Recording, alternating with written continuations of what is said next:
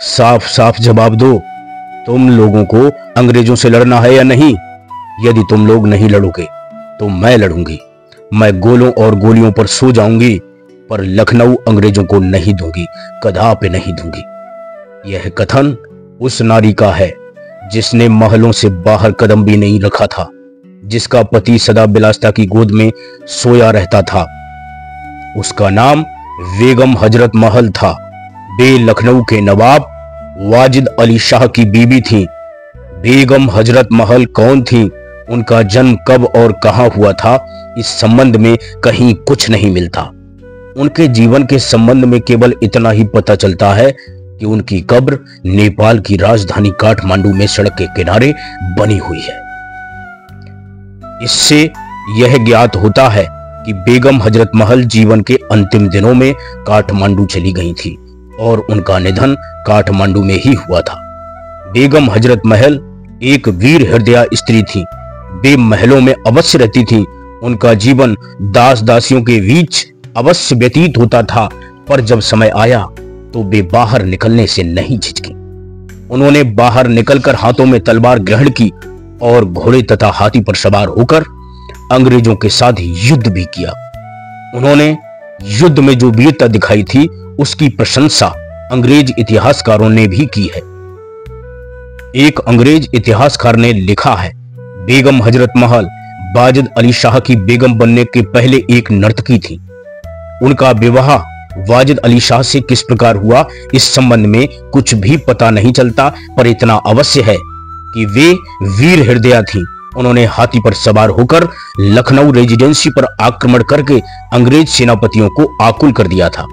हिंदी के एक कवि ने भी बेगम हजरत महल की वीरता पर मुग्ध होकर लिखा है, गोरा रंग बदन कोमल था, गोरा रंग बदन कोमल था, देशभक्त की वह प्रतिमा थी, साहसमयी वीर हृदया थी, स्वतंत्रता की वह गरिमा थी, बाणी थी रसमयी मनोहर, किंतु युद्ध में गर्जन करती दीन जनों के दलितों के दुख, इसने मही मां समथी हरती, इसने मही मां समथी हरती। बेगम हजरत महल के पति वाजिद अली शाह एक विलासी नवाब थे। पहले वे मुगल बादशाह के अधीन थे, पर जब मुगलों का शासन कमजोर हुआ तो उन्होंने उसका लाभ उठाकर अपना स्वतंत्र राज्य स्थापित कर लिया। लखनऊ उनकी राजधानी थी। वाजिद अली शाह सदा नाच रंग में डूबे रहते थे। वे अपने मंत्रियों से 2-2, 3-3 सप्ताह के पश्चात मिलते थे, और वह भी थोड़ी देर के लिए। नहीं तो उनके दिन रात का अधिकांश समय नाचने और गाने वालों के साथ बीतता था। वे ताश, शतरंज और गंजीफा भी खूब खेलते थे। इसके खिलाड़ी उन्हें हमेशा घेरे रहते थे। राज्य में कहां क्या हो रहा है, इस बात का उन्हें बिल्कुल पता नहीं रहता था। उन दिनों ईस्ट इंडिया कंपनी की ओर से गवर्नर जनरल के पद पर लॉर्ड डलहौजी था। वह बड़ा ही क्रूर हृदय का अंग्रेज था। वह एक एक करके सभी देशी रियासतों पर अपना अधिकार स्थापित करता जा रहा था। सभी राजाओं को अपना गुलाम बनाता जा रहा था। अवध की नवाबी पर भी उसकी दृष्टि गई।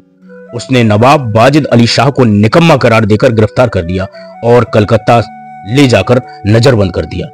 डलहौजी ने वाजिद अली शाह के 11 वर्षीय पुत्र को गद्दी पर बिठाया, पर वह तो एक नादान बालक था। अंग्रेज उसे गद्दी पर बिठाकर अवध की नवाबी को हड़प जाना चाहते थे। उन्हें पता नहीं था कि वाजिद अली शाह की बीबी बेगम हजरत महल बारूद के समान है। उसके रहते हुए उनकी चाल सरलता से सफल न हो सकेगी। बेगम हजरत महल अंग्रेजों की चाल को समझ गईं। उन्होंने आगे बढ़कर अपने बेटे की ओर से लखनऊ के शासन की बागडोर अपने हाथों में ली। वे स्वयं राजकाज देखने लगी। डलहौजी ने विरोध किया, पर हजरत महल ने उसके विरोध की परवाह नहीं की।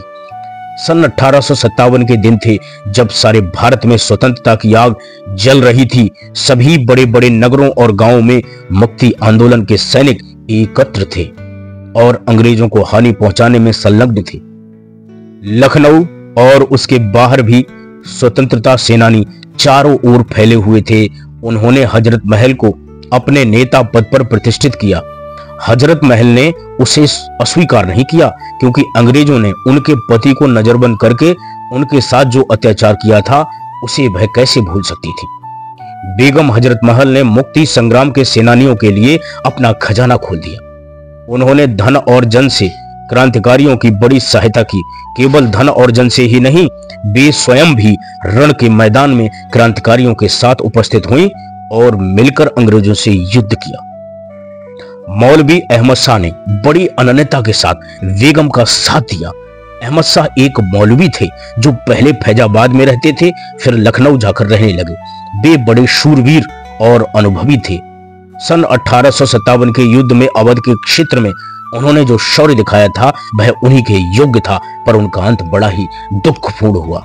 एक विश्वासघाती जमींदार ने धोखे से उनका सिर काटकर उसे अंग्रेजों के पास भेज दिया।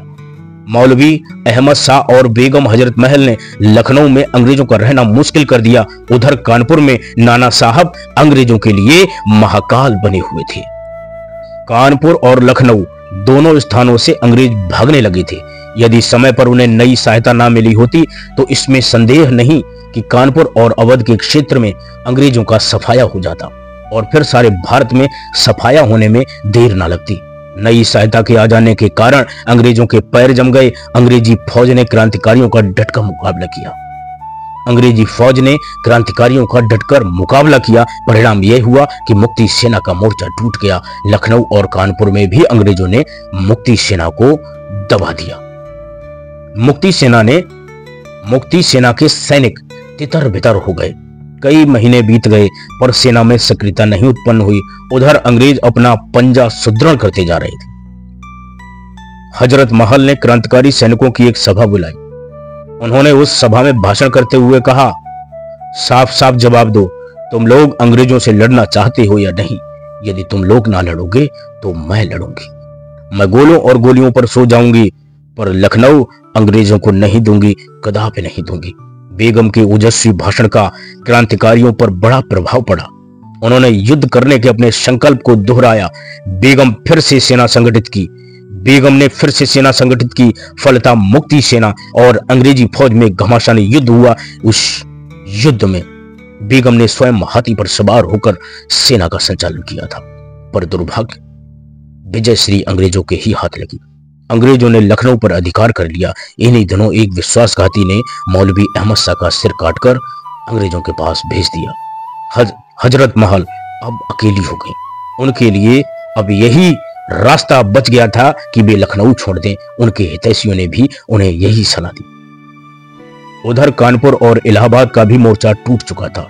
मेरठ और दिल्ली में भी अंग्रेजी फौज ने क्रांतिकारियों को दबा दिया था। अंग्रेजों ने मुगल बादशाह बहादुर शाह को गिरफ्तार करके रंगून भेज दिया था। डर हुआ कि कहीं अंग्रेज हजरत महल को भी बंदी न बना लें, अतः उन्होंने अपने बेटे के साथ लखनऊ छोड़ दिया। उन्होंने नेपाल जाने का प्रयत्न किया।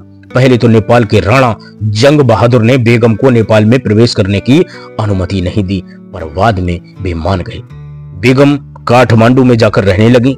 वे काठमांडू में कितने दिनों तक रहीं कुछ कहा नहीं जा सकता, पर यह तो सच है कि काठमांडू में ही उनकी सांसें टूट गईं।